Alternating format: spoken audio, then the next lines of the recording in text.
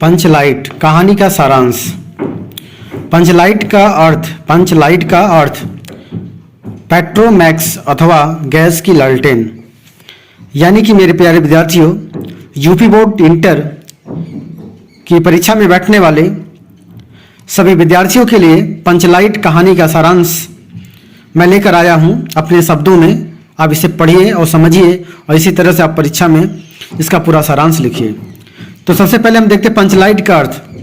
पंचलाइट का अर्थ होता है पेट्रोमैक्स अथवा जिसे हम कहेंगे गैस की लालटेन। फणीश्वर नाथ रेणु जी द्वारा लिखित इस कहानी में ग्रामीण जीवन का वास्तविक चित्रण खींचा गया है। महतो टोली में गांव के कुछ अशिक्षित अनपढ़ लोग हैं। महतो टोली उस टोली को कहते हैं जिसमें हरिजन जाति के लोग रहते हैं। महतो टोली का मतलब होता है कि हरिजन जाति की टोली है, जिस टोली में उस गांव के अशिक्षित लोग, अनपढ़ लोग हैं। उन्होंने रामनवमी के मेले से एक पेट्रोमैक्स खरीदा, अर्थात एक लालटेन खरीदा है। उस पेट्रोमैक्स को गांव वाले पंचलाइट कहते हैं। पंचलाइट खरीदने के बाद उनके पास जो 10 रुपये बचे थे उनसे पूजा की सामग्री आ गई, यानी खरीदा गया। थोड़ी देर में टोली के सभी लोग पंचलाइट देखने को एकत्र हुए, लेकिन प्रश्न यह था कि पंचलाइट को जलाएगा कौन।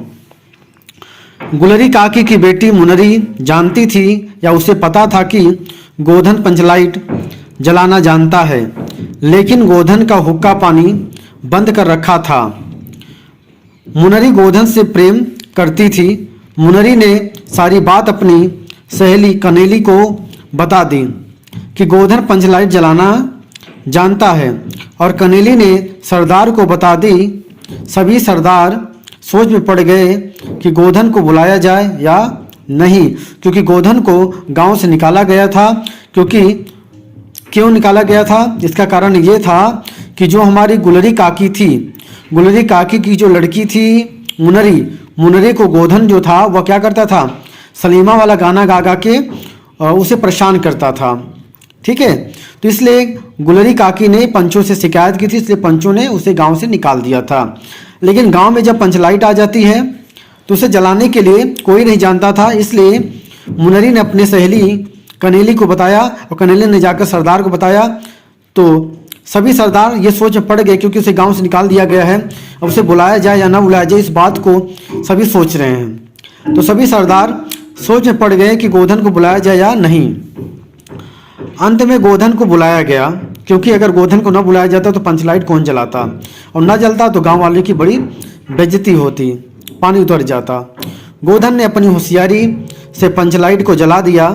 पंचलाइट को जलते देख सभी गांव के लोग या सभी लोग वहां मौजूद सब प्रसन्न हो गए। आइए इधर देखते हैं। पंच ने गोधन को पुनः जाति में ले लिया।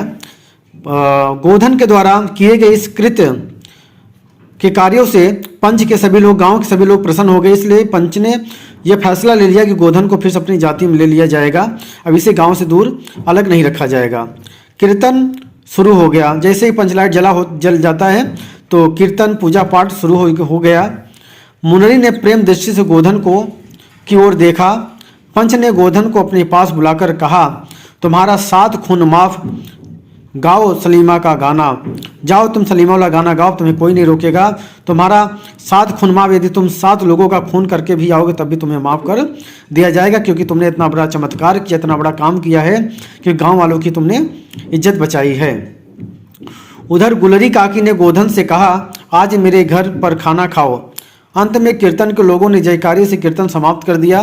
पंचलाइट के प्रकाश से पूरा महतो टोली ही नहीं, पेड़ पौधे के पत्ते भी पुलकित हो गए। इस तरह से पंचलाइट कहानी का जो छोटा सा सारांश है ये समाप्त होता है। आप इस पंचलाइट के कहानी स्टोरी को पढ़ लीजिए, आप समझ जाएंगे। इसी तरह से आपको पेपर में लिखना होगा।